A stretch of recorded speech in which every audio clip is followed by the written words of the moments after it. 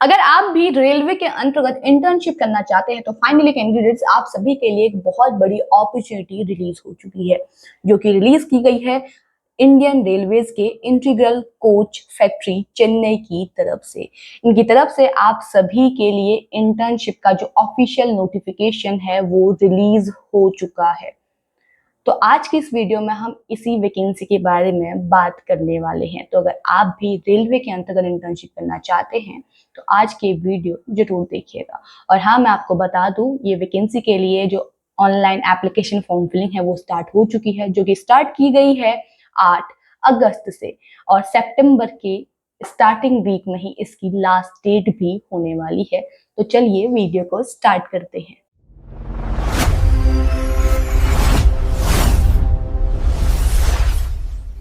तो ये रहा हमारी स्क्रीन पर इंटीग्रल कोच फैक्ट्री चेन्नई की तरफ से रिलीज किया गया इंटर्नशिप का नोटिफिकेशन, जिसके लिए फॉर्म फिलिंग स्टार्ट हो चुकी है 8 अगस्त से। लास्ट डेट रहने वाली है 7 सितंबर। तो अगर आप भी इस वैकेंसी के लिए अप्लाई करना चाहते हैं तो 7 सितंबर से पहले पहले अप्लाई कर लीजिएगा। कैंडिडेट्स, जो ये वैकेंसी है वो 2 कैटेगरी के लिए रिलीज की गई है, फ्रेशर्स और एक्स आईटीआई कैटेगरी के लिए। तो दोनों ही कैंडिडेट्स इसके लिए अप्लाई कर सकते हैं, अगर आप आईटीआई वाले हैं तो भी, और अगर आप फ्रेशर हैं तो वो भी। और फ्रेशर किस कैटेगरी के लिए तो वो भी मैं बात करूंगी यहाँ पे, क्या एजुकेशनल क्वालिफिकेशन चाहिए होगी, सारी चीजें हम डिस्कस करते हुए चलेंगे। तो चलिए स्टार्ट करते हैं। पहले बात करेंगे फ्रेशर के लिए। तो ये है आपके ट्रेड जो यहाँ पे मेंशन किए गए हैं, जैसे कारपेंटर के लिए 40 वैकेंसी है, इलेक्ट्रीशियन के लिए 40, फिटर के लिए भी 80, मशीनिस्ट के लिए 40, पेंटर के लिए 40 एंड वेल्डर के लिए 80। और ये आपकी रहेगी एक्स आईटीआई के लिए। ये फ्रेशर की वैकेंसी है, ये एक्स आईटीआई की है, ठीक है। फ्रेशर के लिए जो ये ट्रेड है आपके, इसके लिए टोटल 320 वैकेंसीज हैं, और एक्स आईटीआई के लिए 670 वैकेंसीज रिलीज की गई हैं। उसके बाद है एमएलटी रेडियोलॉजी, एमएलटी पैथोलॉजी और PASAA, ठीक है। तो इसके लिए यहाँ पे कोई वैकेंसी नहीं है फ्रेशर के लिए, सिर्फ एक्स आईटीआई के लिए वैकेंसी रिलीज की गई है। और एमएलटी रेडियोलॉजी और एमएलटी पैथोलॉजी के लिए यहाँ पे एक्स आईटीआई के लिए वैकेंसी नहीं है। तो इनके लिए टोटल 10-10 वैकेंसी रिलीज की गई है, फ्रेशर और आईटीआई के लिए। अब दोनों के लिए एजुकेशनल क्वालिफिकेशन भी अलग अलग है, उस बारे में भी हम डिस्कस करेंगे। तो चलिए एक एक करके डिस्कस करते हैं सारी चीजें। ये है आपका एलिजिबिलिटी कंडीशंस का क्राइटेरिया। देखिए, सबसे पहले बात करेंगे एज क्राइटेरिया। तो मिनिमम एज है 15 इयर्स एंड मैक्सिमम है 24 इयर्स, ठीक है। ये आपका एज क्राइटेरिया है जो आईटीआई वाले कैंडिडेट्स हैं।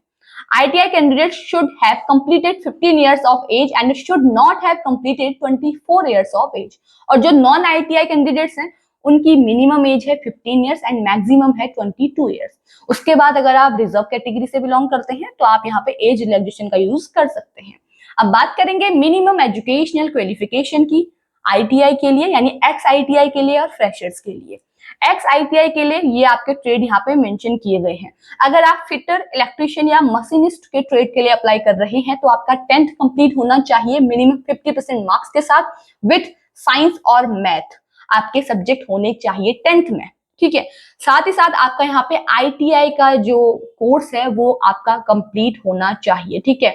और यहाँ पे दिया गया है national trade certificate in the notified trade issued by the national council for vocational training और state council for vocational training of 1 year and अब, 1 साल या उससे ऊपर, और पीरियड ऑफ ट्रेनिंग है आपका 1 साल का। उसके बाद अगला ट्रेड है आपका carpenter, painter and welder. Same चीज रहेगी, मिनिमम 50% मार्क्स के साथ आपका 10th होना चाहिए विथ, अच्छा यहाँ पे साइंस एंड मैथ नहीं दिया हुआ है तो मिनिमम 50% मार्क्स के साथ है इस वाले ट्रेड के लिए, और ITI आपका कंप्लीट होना चाहिए।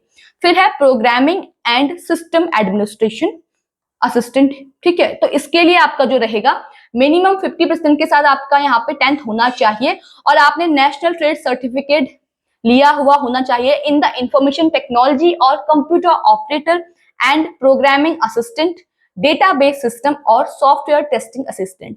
तो इनमें से एक में आपने किया हुआ है अगर, तो आप यहाँ पे अप्लाई कर सकते हैं, और ट्रेनिंग पीरियड आपका 1-1 साल का यहाँ पे रहने वाला है। फिर हम बात करेंगे फ्रेशर की वैकेंसी के लिए। सेम रहेंगे आपके ट्रेड जो है, ठीक है। पहला है फिटर, इलेक्ट्रीशियन एंड मशीनिस्ट।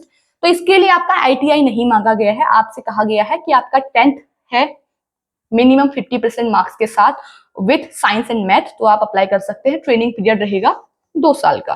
फिर है कारपेंटर एंड पेंटर के लिए, इसके लिए सीधे सीधे कहा गया है कि आपका 10th होना चाहिए, मिनिमम 50% मार्क्स के साथ 2 साल का ट्रेनिंग पीरियड रहेगा। वेल्डर के लिए भी सेम 1 साल और 3 महीने का यहाँ पे आपका ट्रेनिंग पीरियड रहने वाला है वेल्डर के लिए। इसके लिए भी आपका 10th यहाँ पे मांगा गया है मिनिमम 50% मार्क्स के साथ। फिर है MLT रेडियोलॉजी एंड पैथोलॉजी, इसके लिए आपका 12th कंप्लीट होना चाहिए और आपके सब्जेक्ट होने चाहिए फिजिक्स, केमिस्ट्री और बायो। 12th में जो आपका सब्जेक्ट है वो होगा फिजिक्स, केमिस्ट्री और बायोलॉजी। अगर आपने इसमें पढ़ा हुआ है, आपने 12th पास किया हुआ है तो आप अप्लाई कर सकते हैं। ट्रेनिंग पीरियड रहेगा 1 ईयर 3 मंथ का, यानी 1 साल 3 महीने का यहाँ पे ट्रेनिंग पीरियड रहने वाला है। तो ये थी आपकी एजुकेशनल क्वालिफिकेशन। अब बात करते हैं स्टिपेंड की। तो फ्रेशर्स जो क्या है 10th पास है, उनका जो पर मंथ यहाँ पे स्टिपेंड रहेगा वो रहेगा 8,200 रुपीज का।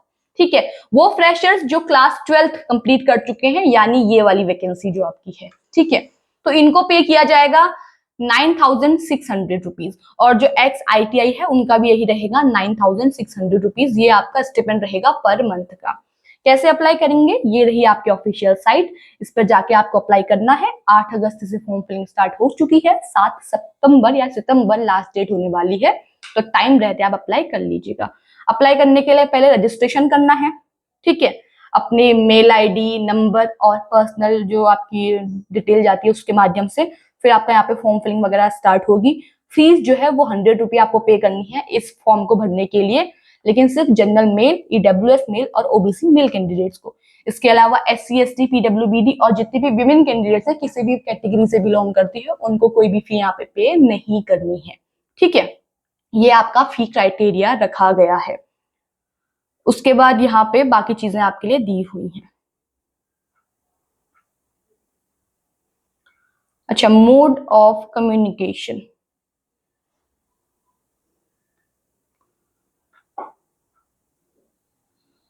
अगर हम सिलेक्शन की बात करें,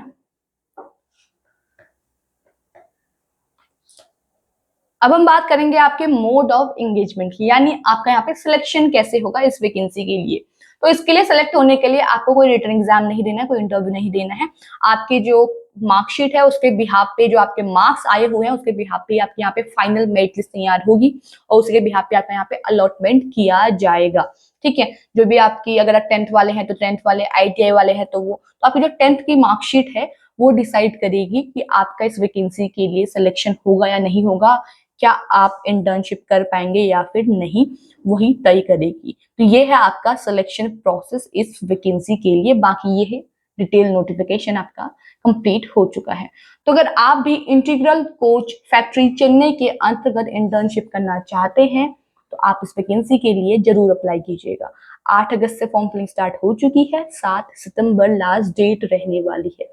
तो अप्लाई करने के लिए लिंक आपको हमारे डिस्क्रिप्शन बॉक्स पर मिल जाएगा और डिटेल नोटिफिकेशन का लिंक भी आपको हमारे डिस्क्रिप्शन बॉक्स पर मिल जाएगा, तो वहां से आप अप्लाई भी कर सकते हैं, इस नोटिफिकेशन को डाउनलोड भी कर सकते हैं। बाकी ऐसे ही गवर्नमेंट जॉब से जुड़ी हुई जितनी भी वैकेंसीज आती है उनसे कनेक्ट रहने के लिए आप हमारे चैनल को जरूर सब्सक्राइब कीजिएगा। और अगर आपको वीडियो पसंद आई है तो इसे लाइक एंड शेयर करें। बाकी मिलते हैं एक नई वीडियो में एक नई अपडेट के साथ, तब तक के लिए धन्यवाद।